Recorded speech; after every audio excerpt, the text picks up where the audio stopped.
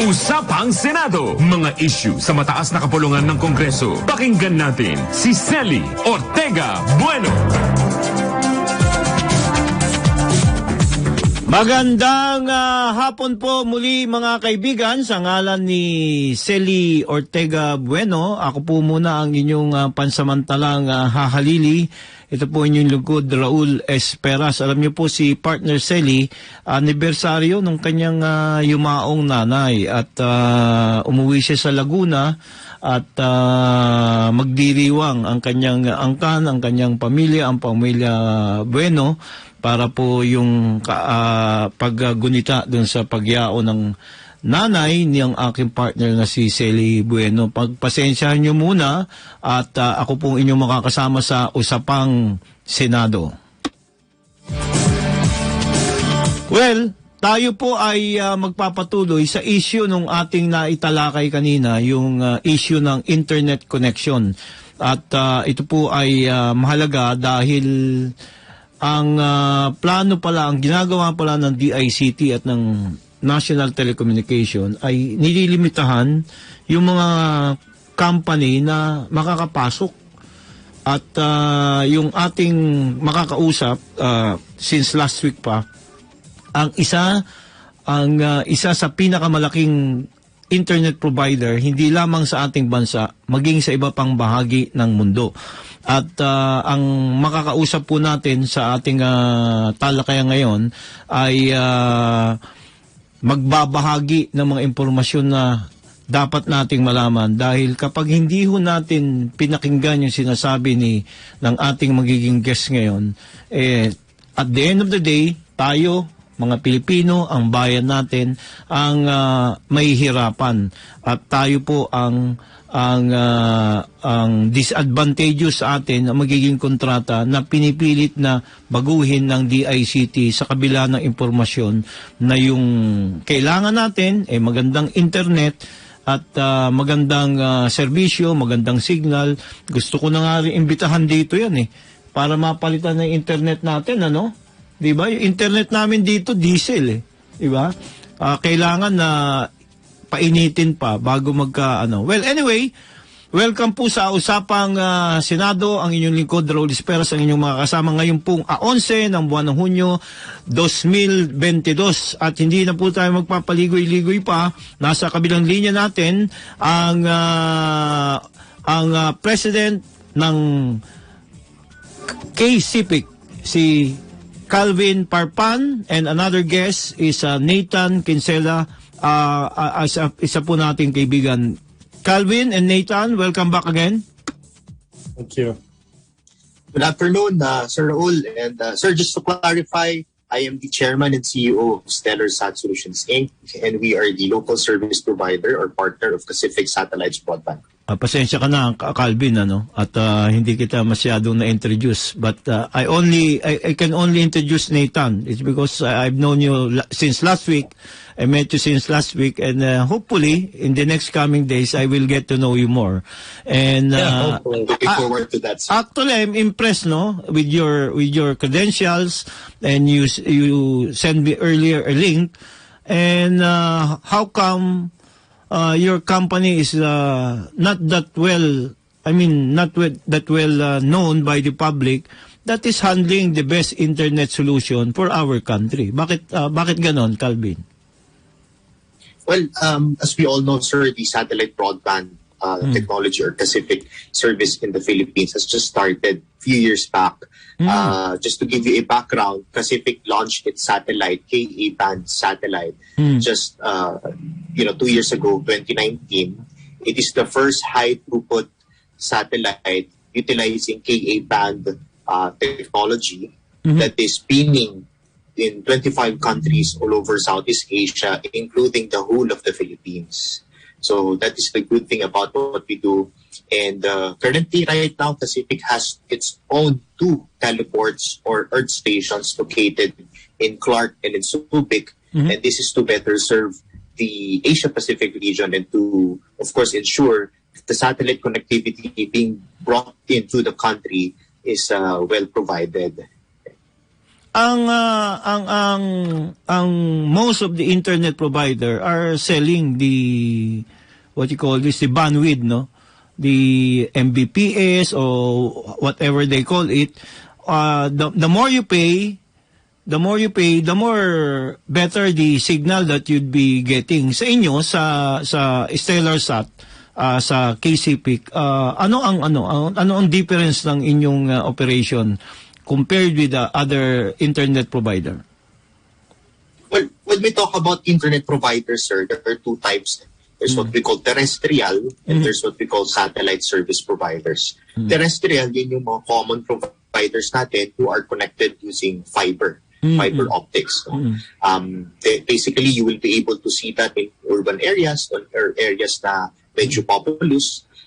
With satellite naman, technically the difference with this one is that, again, it's very easy to install and it's something that can reach to the farthest areas or farthest locations of a certain area or specifically in our country, yung pinakamalayong lugar.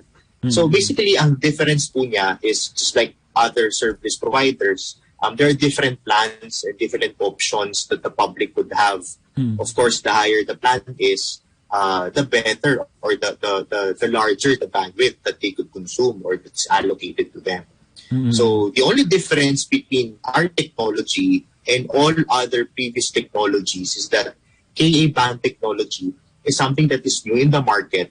Kumbaga sa telecom lingo, it's like the 5G of satellite. It's faster, it's cheaper, and it reaches more areas. That's the difference between us and other providers. So, okay. And we are the only Ka-band operator operating in the region. Pacific is the only satellite service provider using a high throughput satellite Ka-band technology operating in the region at the moment, sir.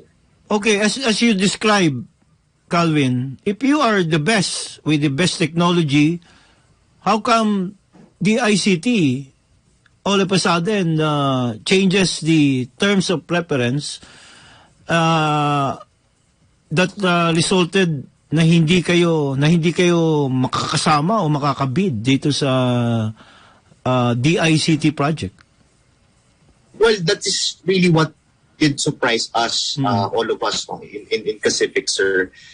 It is because, to be honest, previously, with the previous engagement or procurements that the department did require to all other service providers, Ka-band was included. And that is the reason why we were able to serve and why we were able to deliver all of these satellites for the department and to all other agencies. To be honest, sir, the very reason why we wanted this issue to be brought up to the public is that for the public to know what is the difference between these services that is being rendered to them.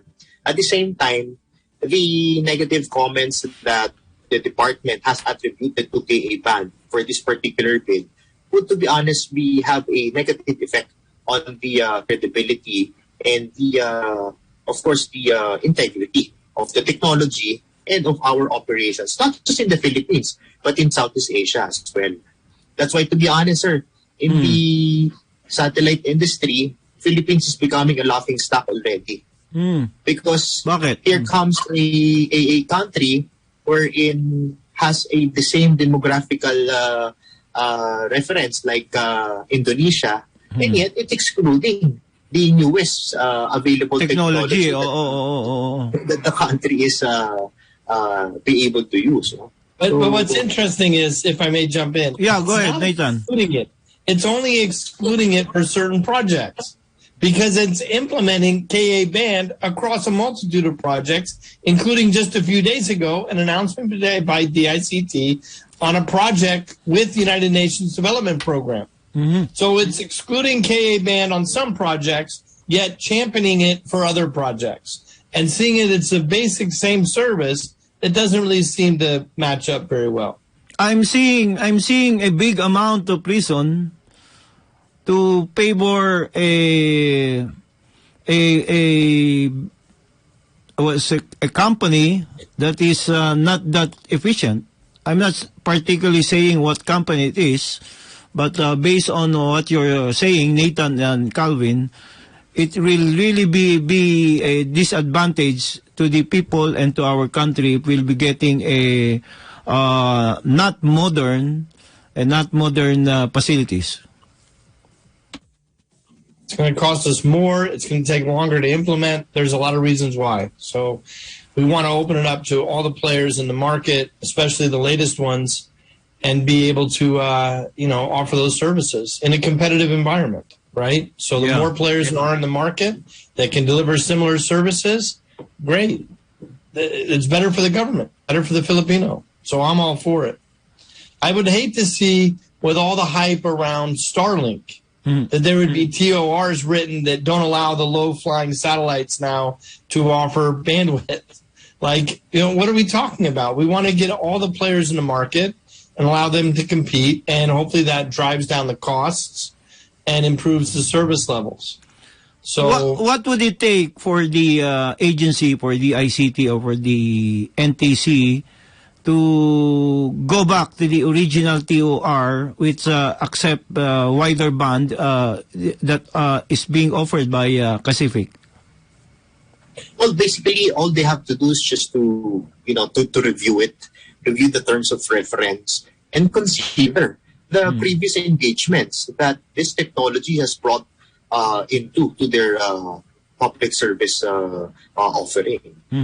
Because it's not just the ICT. Just like what Sir Nathan has stated a while ago, we are also serving other service or other government agencies in the country, right?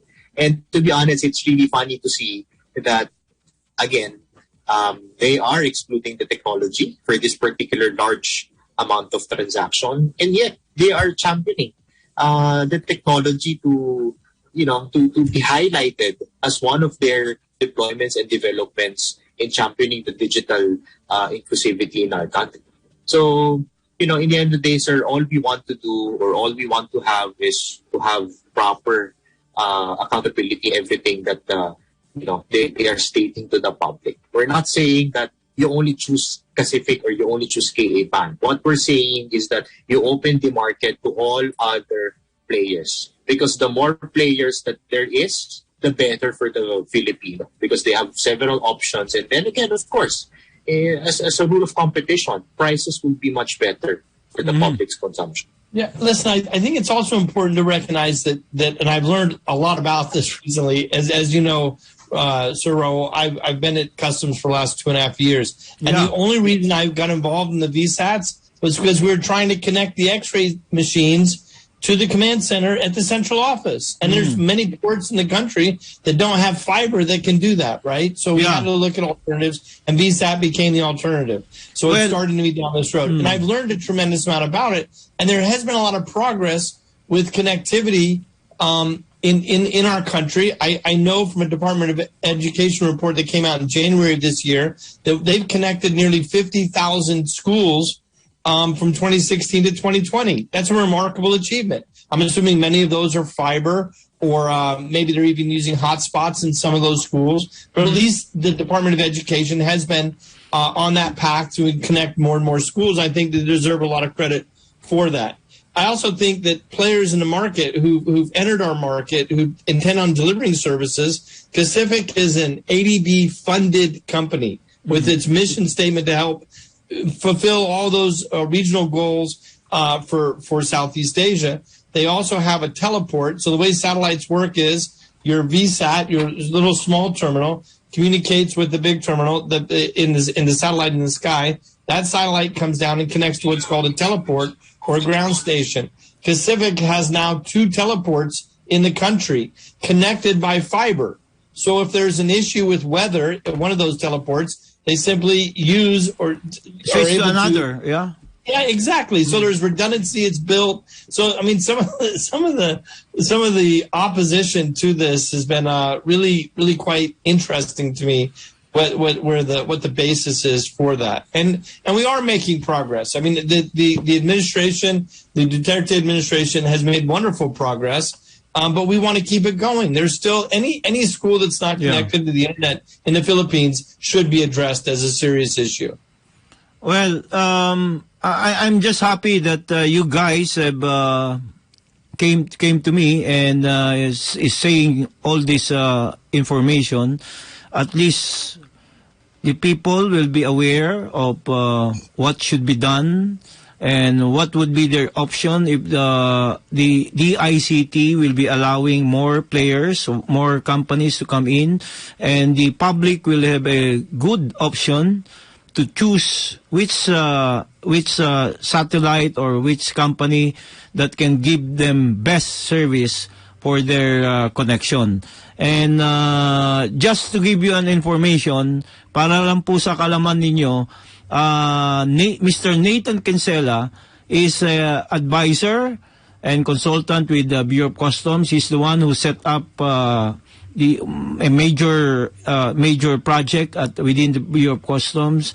Kung manonotice po ninyo, I'm sorry Nathan, I'm speaking in Tagalog, kung mahalata ho ninyo, nagkaroon ng modernization project ang Bureau of Customs. And Nathan was the prime mover to connect one agency or one port of Bureau of Customs to another, and a systematic and a synchronized operation from one port, one customs port directly to the Central Command Center. Maaring nagtatanong ho kayo kung sino itong Amerikano na ito na nagsasalita at sinasabi yung katotohanan. Siya po tumutulong sa ating pamahalaan at involved po siya sa gantong technology. Kung kaya't alam po niya yung sinasabi niya. Alam naman natin na ang problema ng ating bansa ay yung internet connection. Ito na yung solusyon. Diba? They have the best technology. I'm not saying na piliin nyo yung kanilang company. But what I'm saying is, diba, they offer a better option. They offer the best technology. Why not? At ang pinagtataka ko lang, baka mamaya, mayroon naghahabol na basta magamit itong proyekto na to, tayo naman pong mga Pilipino ang may hirapan. Well, going back to you, Nathan, I'm sure you want to make progress with this report. Can you share with our listeners and our watchers what effect does the technology have brought to your project with the Bureau of Customs? Listen, thank you for asking, because nothing makes me more happy than to talk about the progress that the Bureau of Customs has made under this administration. I'm part of the Multi-Sector Governing Council, which is just a volunteer group that was asked by the Commissioner and the Institute of Solidarity in Asia to come in and to help provide some consulting and some recommendations to help the Bureau of Customs in its objectives. And so we went through what's called the governance score PGS system, and this system was part of the transformation of the Bureau of Customs. And what technology does, and we're now the third most automated Bureau of Customs in Southeast Asia. So we're only behind Singapore and Thailand in our region. I think 86% of our processes have been automated. And what this does, it helps improve revenue collection, border security, trade facilitation, and technology helps us speed all of that up. The results speak for themselves. In the last 2 years, the Bureau of Customs has exceeded their targets each year. This year, the Bureau of Customs is well on its path to having the highest revenue collections in the history of the Bureau of Customs. We've exceeded our target in May by over 50 billion pesos. That's an extra 50 billion pesos, hopefully, that the government can use to connect all of these schools all over the country. And, you know, it's amazing. It's been an amazing experience for me. It was one of my experiences here in the country to be part of this. I truly believe in the Filipino, and I truly believe that the Filipino deserves world-class institutions. And the Bureau of Customs, as the second highest revenue-generating agency in this country, deserves to be a world-class organization. And I can confidently tell, Raul, you and your listeners, that the Bureau of Customs is begun a lengthy transformation process, and we will have a world-class customs organization in the Philippines, and we deserve it. The Filipino deserves it, and I'm really glad the last 2.5 years I was able to be part of that. It was a privilege. It was an honor for me. I can't speak enough about General Guerrero at Customs. I think he's a remarkable leader. I'm very, very grateful that General Guerrero took both the AFP through this PGS process and the Bureau of Customs. And we need to strengthen our institutions. And I'm grateful for leaders like General Guerrero that have really made that effort to do so. So it's been a real privilege and honor for me to watch it. Calvin, on your part, can you share with us what was your contribution for the are you also a member of the Council of Customs? Currently, no, sir. We are helping the Bureau of Customs in conducting POCs and different technology approaches on how they will be able to interconnect their ports using VSAT technology, sir. So, VSAT na rin, satellite na rin ang gamit ng Customs. Kaya real-time. They're also real-time in their transaction, right? And eventually we'll be able to build an AI database of all of these scans. Really? And then we'll be able to remove human even intervention because the computers will pick up anomalies in the shipments and it'll be automated. And that's part of what modern customs organizations have, and that's the direction that the Bureau of Customs is headed. Wow, AI technology. Oh, good. With AI technology, you're saying, Nathan and Calvin, that corruption will be minimized or totally eradicated within the agency? We hope so. We hope that the fewer human interventions, obviously, that begins to take out areas where corrupt practices can be. It will improve it. Obviously, there's a lot of things that we need to do in our institutions to eliminate and minimize corruption. I think strengthening the institutions is in every way possible. Technology, manpower, everything that we can do to help improve it. On the part of Calvin? Well, definitely, sir. I mean, the more technology inclusion that we have in all of our processes, the better for all of us, the better for any agency or any institution, because it fastens all of the transactions, it betters all of the transactions. Again, this is all for the benefit of the public. How about BIR, Calvin? Is your company interested also to help BIR? It's one also of the agencies being notorious for being corrupt by the former president. I mean, President Duterte and the incoming president. Well, yes, sir. We're very interested to support all of the agencies of our government in means of providing them connectivities to those areas that doesn't have any connectivity at all. As we all know, all of these agencies would always have their regional offices, their sub-offices located in the farthest regions of our country. And if we want to better the connectivity, or we want to better the public service that we're bringing in, not just to the Filipinos in Metro Manila, but to the Filipinos of our countryside, we need to connect them. And we need to connect them utilizing some of the best available technologies that there is in the market. If a local government unit or a barangay unit or a government agency or a private company would be interested to get your services or to get your technology, what do they need to do? Well, basically, they just have to inform us. They may contact us at our email address at info@stellarsat.com.ph. So basically, they could provide all of the inquiries there. We are publicly available. We're present in all of the major regions in our country. Again, our satellite service is not just for a particular region. It is within the whole of the Philippines, including, sabi ko nga po sir, including our EEZs, our economic exclusive economic zones. Because basically, one of our primary service is to connect maritime connectivity. So those are the areas also of our expertise as well, Sir Raul. Meron akong, I have a friend at what do you call this, exclusive economic zone at Laguna, I think, no?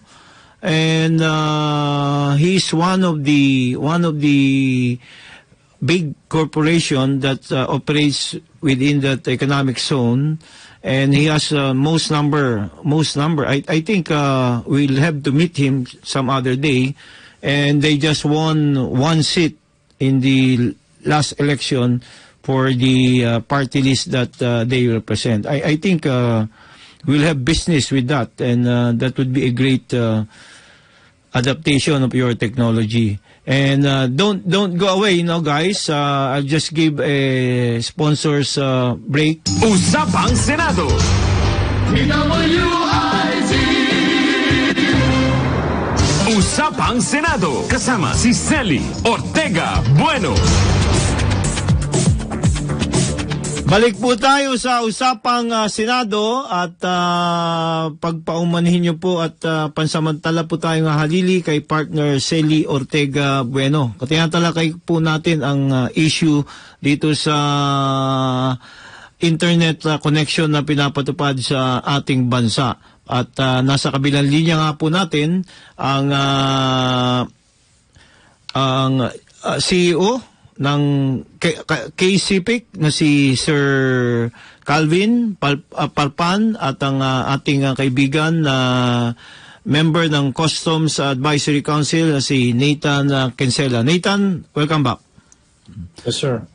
And going back to Calvin, yung inyong technology right now, if you are saying na you have the best satellite technology that will be planning to use artificial intelligence o yung tinatawag na AI, not only for an agency but also for other facilities or other companies. Ano naman, ang tanong naman sigurado ng ating mga kababayan, magkano naman ang kanilang babayaran para makapag-avail nitong inyong satellite technology na mas mabilis, sabi mo na sinasabi ninyo, at mas mura? Well, basically, in terms of the satellite industry, we can say that the offerings of Pacific in the market is the cheapest among other players. Okay, because the reason why it's cheapest because we offer much faster or much higher bandwidth capacity or allocation for the market. So again, the offerings is actually based on whatever type of use case they would like this particular technology to be used or to have. In fact, sir, just to give you an information, satellite broadband technology is used actually not just as a secondary secondary internet service option, but also as a primary service option as well. Even if a particular enterprise is connected via fiber, gumagamit pa rin po sila ng satellite dahil precisely satellite is like generator. Kumbaga sir, ang mga enterprises natin like banks or major facilities, kapag lahat din nakakonect sa main power line, di ba, meron silang generator pa din na standby, so in case of any major power interruption, meron pa rin silang connectivity that could come in. Meron din ng satellite. No? Kaya kalimitan, ginagamit po ito ng mga major facilities as a secondary facility or secondary internet connectivity. It's because fiber paths are very prone. Minsan, kaya tayo nawawala ng internet, hindi dahil walang internet, kung hindi nagkaroon ng problema dun sa fiber optics. Sa linya, no? Oo. Sa ating mga linya, kaya nakakonect sa ating mga bahay or enterprise. And that is probably one of the very reasons why the Bureau of Customs, through its modernization program, did already project of utilizing satellite service as part of their redundancy measures in ensuring that the service that is being brought up to the public will be continuously provided on a 24/7 service. And all other facilities as well, sir. Ganyan din ang kanyang perception when it comes to this satellite broadband service utilization. Nathan, you help Bureau of Customs to improve their services, to improve their target collection. Do you have any plans of helping the Commission on Election, COMELEC, which is a scheduled election, barangay election by December, at least to improve their internet connection and their services for the electorate? Well, I was asked to help with the multi-sector governing council of the Bureau of Customs. If I'm invited to participate and help out anywhere I can, I'm more than glad to. I'm very, very grateful for my experience here in the Philippines, and I really enjoyed being part of the multi-sector governing council of the Bureau of Customs. It provided, at least for me, a way to give back to a country that has been very generous to me, and I felt, just a way to give back. So if I'm invited to participate in any projects during the next administration, or of course I'll make myself available and be glad to help out in any way that I can. I'm sure many of our watchers and listeners right now would like to ask, why are you helping the Philippines? Why are you helping the Filipinos? I love the Philippines. The Philippines have been very good to me. I was very fortunate back in 2003 when we first came here to be very successful with our call center operations. We're able to build offices all over the country. We're one of the first call centers that left Metro Manila. We had the first operations in Cagayan de Oro. We had first operations in Lanao del Norte. We opened up all over the country, and it gave me a chance to explore many parts of the Philippines, and every part I liked. I really enjoyed visiting all over the country, and it's just a wonderful country, and it's been very, very good to me. And so if I was asked to serve and to be able to give back in any small way, then I look for those opportunities throughout my time here in the Philippines. So this is just one of those times. Thank you, Nathan. Calvin, marami kang proyekto. You have, I know, you have several projects, big project. Why do you insist that your technology should be adopted? I mean, all the technology should be adopted by DICT. Well, basically, sir, again, just like Sir Nathan, we want to express that kind of love for us in a lot of our fellow Filipinos. We want them to experience what other countries or what other nations are already experiencing with the kind of service that we are providing, again, in 25 countries in Southeast Asia. It is to be honest, it's very heartbreaking for us to know and to see that our very own country is the very main, reason why we are able to be allowed to have this kind of service in our country, in our fellow Philippines. Yung bang company ninyo are also involved? I do also have services offered in Hong Kong and Singapore? Calvin? Basically, sir, those countries like Singapore, they have their own satellites. So their countries, their nations, like Malaysia, they have their own satellites that is owned by their government. By the government. By their government. Which would be something we should consider ourselves as to joint venture with a company.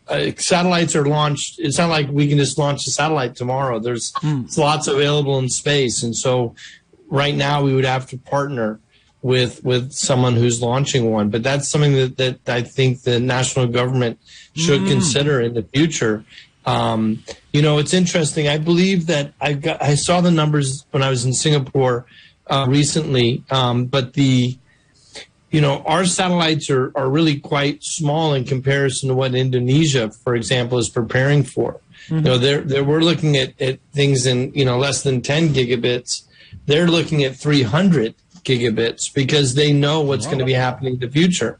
And so they're really getting much further ahead and planning much further ahead, it seems, than we are right now. So, Philippine government should take serious action in putting up our own satellite. And consider it. Otherwise, we will be left behind. We are going to be left behind.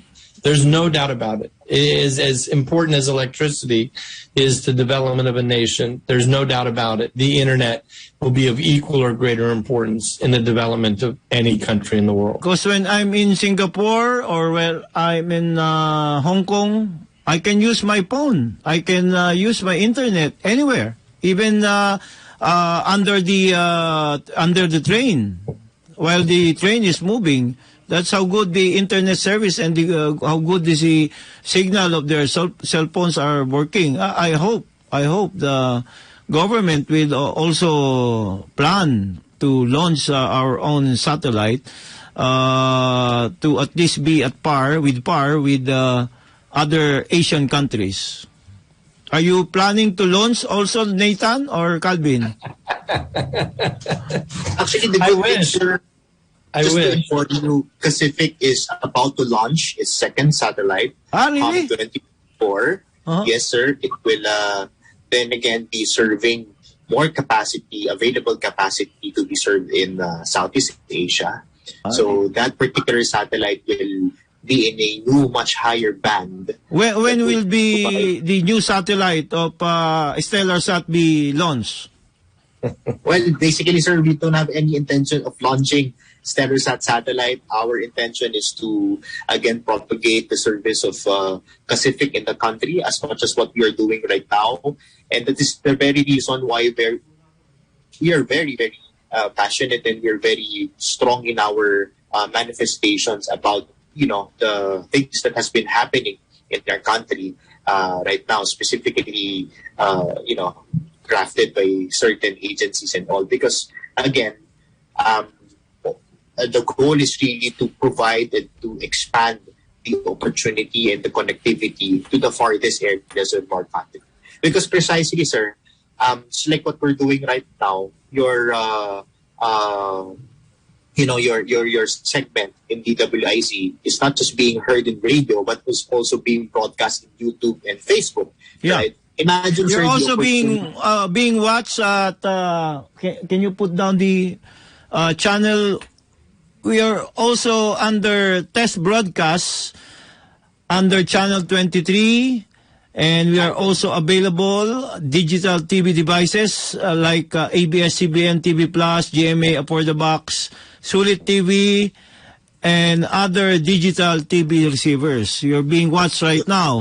And with Facebook and with our radio station, you're being watched and being heard by the Filipino people and are aware right now of what you have just mentioned about the current technology being used not only in Southeast Asia, but most countries around the world. Nathan, any few words for our listeners and our watchers?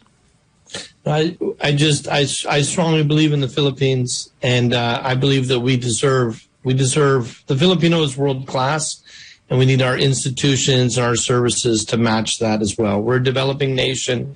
We need to invite all players into the market to be able to help us achieve our potential as a country. Calvin, on your part? Well, again, sir, thank you very much. Maraming salamat po sa inyo, Sir Raul, sa pagbibigay ng opportunity sa amin na mapahayag sa bawat Pilipino ang oportunidad na merong para sa kanila. And again, we are very supportive with the national government's initiative of providing connectivity in all areas of our country. We will support all throughout the present and the incoming administration in all of their endeavors in making and ensuring that the country is bridging already the digital divide. So again, thank you very much, sir, and we hope to have a more connected Philippines. Thank you for enlightening the Filipinos of your technology, Calvin and Nathan. Thank you very much. You're very much welcome, Sir Raul. Thank you, sir. Nathan. Good day. Thank you. Bye-bye. Thank you, Nathan and Calvin. Usapang Senado. DWIZ. Usapang Senado. Kasama si Selly Ortega Bueno. Balik po tayo mga kaibigan sa Usapang Senado sa ngalan nga po ng aking partner na si Selly Ortega Bueno. Katetext nga lang, nagpapasalamat Alam mo partner madali lang naman kami, espasol lang, no? At saka lansones galing ng ng Laguna. May lansones na ba? Wala pa. Wala pa. Meron kasi si Selly kasi, meron siyang farm. Ang laki ng farm niya. 20 hektarya. Ano pa lang yun, lansones pa lang yun. Wala pa yung mga baka. Ganyan ka big time ang aking partner na si Selly Bueno. Anyway, partner, enjoy ka dyan at death anniversary nung kanyang inanay dyan sa Laguna, sa Nagkarlan, if I'm not mistaken. At happy listening po sa inyong lahat dyan. At ngayon po ay June 11. Tomorrow is 124th Independence celebration ng ating bansa. Kanina nga po, sinabi ni Police Major General Bal De Leon na handang-handa na ang kapulisan in coordination with the local government units sa iba't ibang lugar na magkakaroon ng pagdiriwang ng ating araw ng kasarinlan. May Maynila, may San Juan, mayroong Davao, may Cavite, ang dami. Merong sa Bulacan at maging yung kanilang paghahanda ng PNP ni Police Major General Valeriano De Leon sa oath-taking ng ating incoming president na si Bongbong Marcos ay nakahanda na rin at patuloy yung kanilang koordinasyon sa Presidential Security Group at sa lahat po ng mga VIP, mga dignitaries na darating. Kung kaya't ang pakiusap po ng ating mga kapulisan on June 30 doon po sa oath-taking dyan po sa National Museum, maghihigpit po sila. No? Bago pa lang mag June 30, maghihigpit po sila sa paligid ng National Museum as a security precautionary measure. So kung kayo ho ay hindi naman kasama dun sa naimbitahan, live naman po yan, mapapanood nyo dito sa aming himpilan, sa aming test broadcast sa Free TV Channel 23 at mapapanood din po yan sa digital devices ng ABS-CBN, TV Plus, ang GMA Up for the Box, ang Sulit TV at iba pang mga digital TV receiver.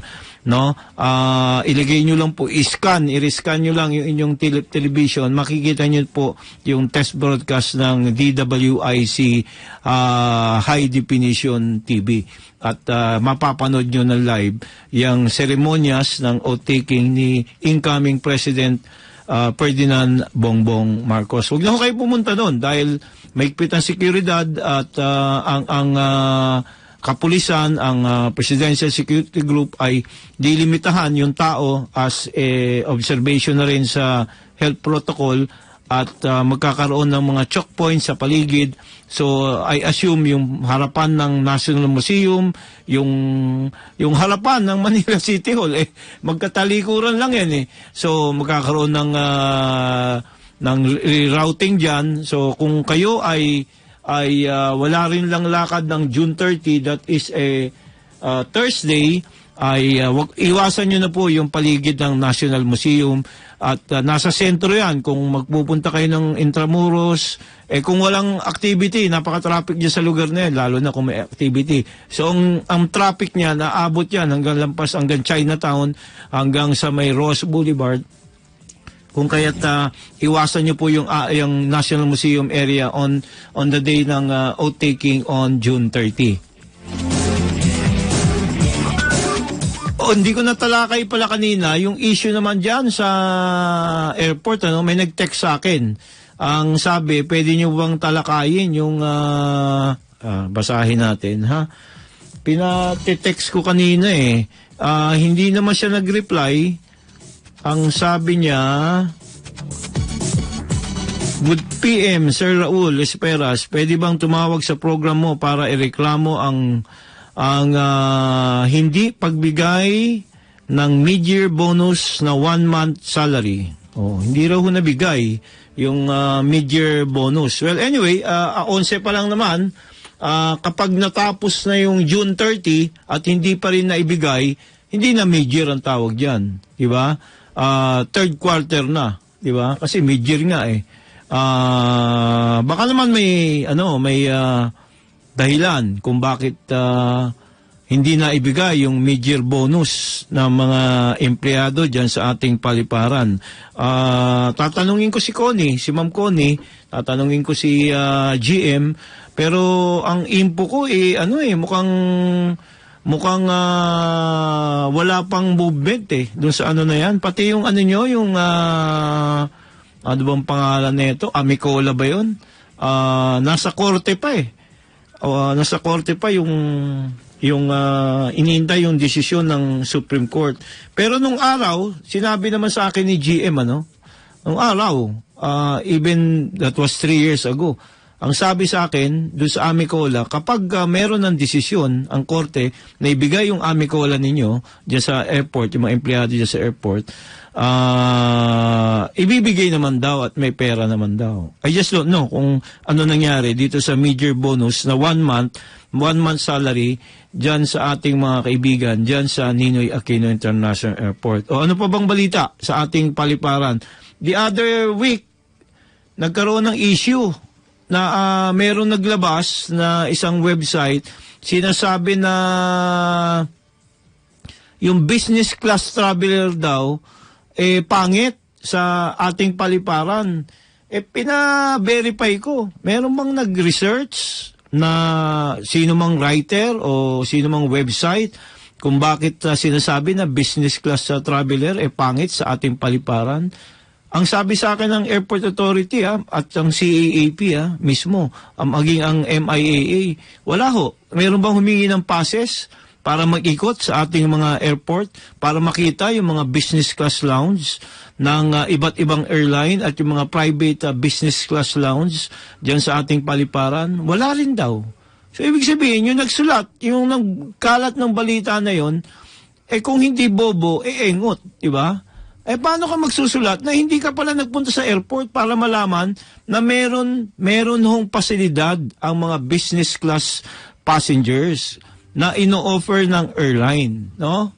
Na ino-offer ng Airport Authority. Meron ho silang mga private concession dyan sa Terminal 3 na pwede nyong bayaran maski na hindi kayo business class traveler o business class passenger o first class passenger, pwede nyo bayaran. Like for example sa Terminal 3, merong isang establishment doon na pwede kayong magbayad para mag-avail yung business class facilities nila. Dahil alam nyo, kung kayo ho business class traveler, meron ho kayong mga pwedeng puntahan sa mga bawat paliparan sa buong mundo kung ano man yung airline na inyong sasakyan. Halimbawa, Cathay Pacific o kung ano man, Philippine Airlines. May mga lounge po yan. Ang Singapore Airlines, ang Emirates Airlines, o ano pa mang airline. Karamihan yan, kung major hub, yung inyong lalapagan o aalisan, meron pong mga business class lounge yan. At malayo ho ang diferensya ng binabayad ng business class passengers o first class passenger sa binabayad ng economy. Alam niyo ba ang tax na binabayaran ng economy, yung travel tax? 1,620 kada isang tao. Kung kayo ay business class o first class passengers, 3,000 ang babayaran ninyo. 3,000 plus. So, kung business class traveler kayo, the usual na binibigay na pattern sa buong mundo, meron pong business class lounge yan o first class lounge na nag-o-offer ng pagkain, ng drinks. Yung ang lounge sa airport, no nakita ko sa Terminal 3, meron silang tulugan kung gusto mo mag-overnight. Meron silang family room, meron silang airport lounge. At kung gusto mo mag-shower, meron silang shower room. Diba? So, pero yung mga na yun, hindi ho katulad ng amenities ng mga hotel yun na malalaki, na full hotel service. Yun ho, tinatawag na transfer lounge. No? Kung kayo ay business class lounge, merong lounge na merong stretch area kung tawagin nila. Halimbawa, may problema ka sa likod, pwede kang humiga ng konti ron, o meron silang mga tinatawag na yung upuan na may massage, ano bang tawag doon? Pwede kang magganon, diba? Or gusto mo lang ng tahimik na lugar, pwede mo isara yung area para makatulog ka while waiting for your flight. Sa Hong Kong nga at saka sa Singapore, yung hotel nila, katabi lang ng airport mismo. Sa Singapore Airport, sasakay ka lang ng monorail, ng monotrain. Sa Hong Kong naman, meron din silang airport hotel. Pero ang ganda naman ng transport system nila. Hindi katulad ng transport system natin dito. Nakita nyo ba yung sa Commonwealth at saka sa Monumento at saka sa Baclaran, nagtatakbuhan yung mga tao? Paano itong DOTR? Tinanggal ninyo yung mga servisyo ng mga jeep. Wala naman kayo pinalit na alternatibo. Diba? Yung binigyan nyo ng mga e-jeep, yung mga electronic jeep, konti. Paano yan? Bumalik na. Minsan kayo dyan sa porket mapapalitan na kayo dyan sa DOTR, pinababayaan nyo na yung ating mga kababayan. So, sana po, konting isip, hindi yung puro pera lang ang pinag-iisipan nyo dyan sa DOTR, dahil kawawa ho ang ating taong bayan sa kanilang paglalakbay, lalong-lalo na kapag rush hour dito sa Kalakang, Maynila. So hanggang sa susunod pong Sabado, patuloy po kayong mantabay sa mga programa sa aming pong himpilan. Sa ngalan po ng aking partner na si Selly Ortega Bueno, ito po inyong lingkod Raul Isperas, bumabati na magandang hapon. Usapang Senado.